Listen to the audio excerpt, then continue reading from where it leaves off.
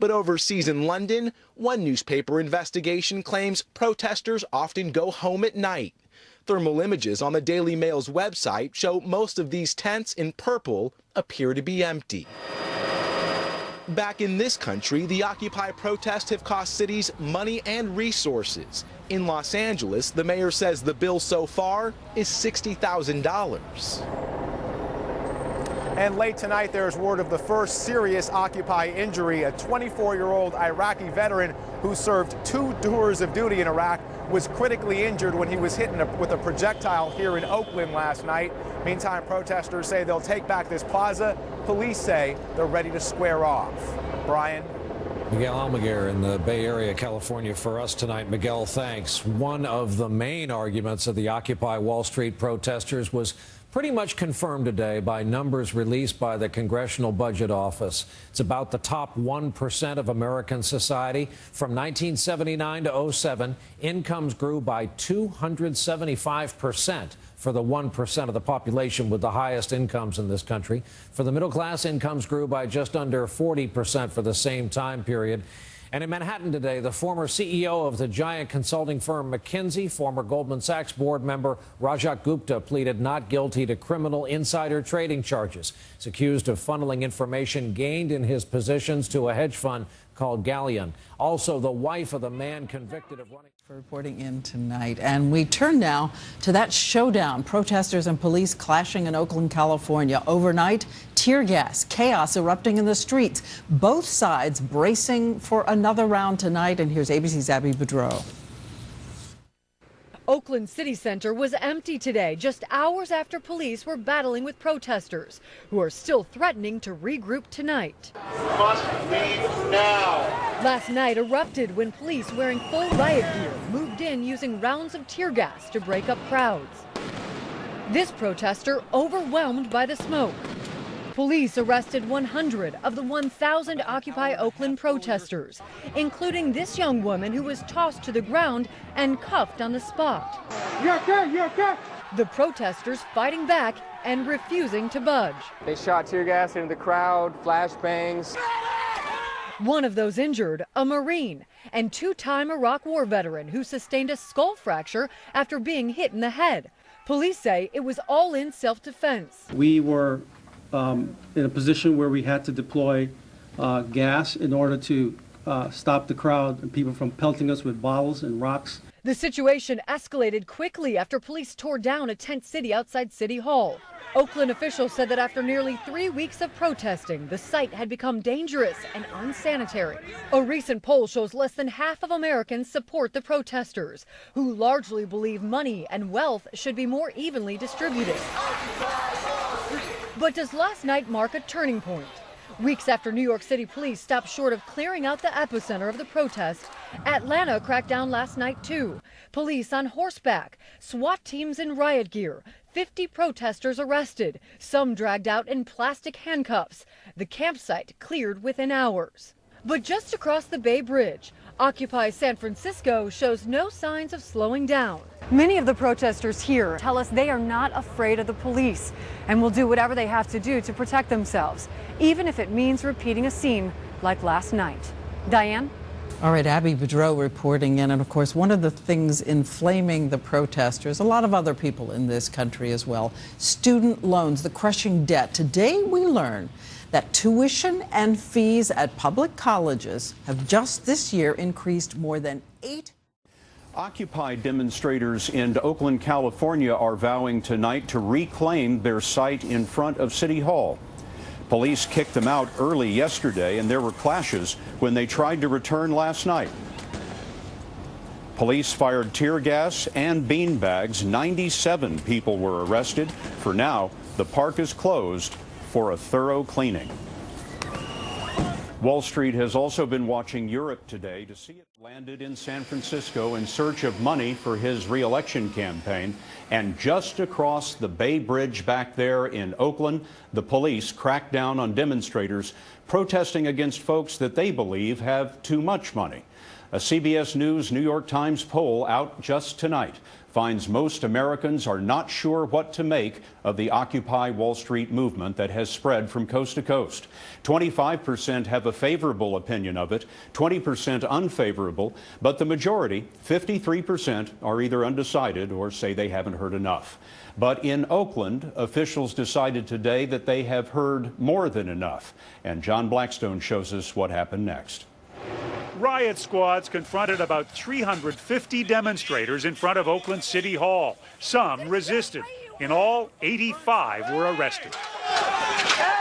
By first light, the 2-week-old Occupy Oakland settlement was empty and in ruins. It is so wrecked in there now. It is trashed, and it was beautiful. Number of protests here is now down to perhaps a few dozen, but there's a huge presence of riot-equipped police who've now sealed off the entire block around Oakland City Hall and the remains of the Occupy Oakland campsite. Occupy! The forceful crackdown was a surprise in a city where Mayor Eugene once backed the protesters, saying democracy is messy. But things got too messy with complaints of sanitation and safety. The issue is not whether we support the movement. The issue is the safety of the people who are staying overnight. Across the country, city governments are losing patience with the makeshift settlements inspired by New York's Occupy Wall Street demonstration, which has cost the city $5 million in police overtime. We will not be silent! In Dallas yesterday, police removed protesters when they blocked a bank entrance. Do you think that I'm going to sit there and let an officer tell me I can't speak my word? In Atlanta, the mayor has ordered the camp to be gone within 2 weeks.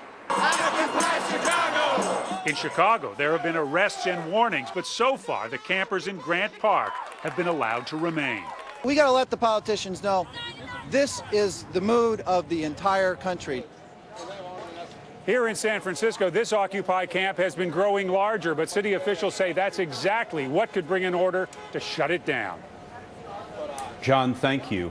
As we said, the president came. Starts now. Live in Western Oregon, you're watching KMTR News Source 16. And this is News Source at 6:30. And we're hoping that everybody contacts the city manager, tells them to keep the police away from arresting lawful protesters. Occupy Eugene demonstrators are on the move tonight, and they say a no-tolerance policy is now being enforced by police. But police officers say that is not the case. Protesters have been camped out downtown for a week now. But with Saturday Market coming up tomorrow, officers are now getting involved. It is our top story tonight at 6:30. Protesters packed up their tents this morning. They cleaned up the park blocks downtown and then started the march at 8th and Oak. A spokesperson says they're headed to Alton Baker Park, but this will just be a temporary location. Demonstrators met with city officials and police officers today, and they will continue to work on finding a more permanent occupation site. I don't know, but our primary mission is to get everybody back together so we can collaborate on what their next moves are and to make their event as peaceful and safe as possible. Captain Stronach says if they choose someplace unsafe at their new occupation site in the future, then police would be getting involved. But right now, he does expect a peaceful event. A group called We the People Eugene was with protesters today. They're starting a petition asking for constitutional change targeting corporations. They presented it to Eugene Mayor Kitty Piercy today. The petition wants to change the way that the Constitution regulates corporate political contributions and spending. More than 3,200 people have signed it so far. That petition will now go in front of the Eugene City Council in mid-November. That's what this is all about, too, is who are we going to be as a nation, and how do we get to be the healthiest nation that has the greatest opportunity for our children? And what looks like a very bleak place right now becomes again the nation that people can look to from all over the world as knowing how to be fair and just to everyone and create opportunities for everyone. State Representative Phil Barnhart has signed that legislation. He says that under President Theodore Roosevelt, the U.S. passed several laws, including the Sherman Antitrust Act, to rein in corporate power. And it is time, more than 100 years later, for us to do it again. The only way that's going to happen is if we can get the corporate personhood as a sort of a dead end in our legal system. The City Council will figure out whether to take action on the item in November. So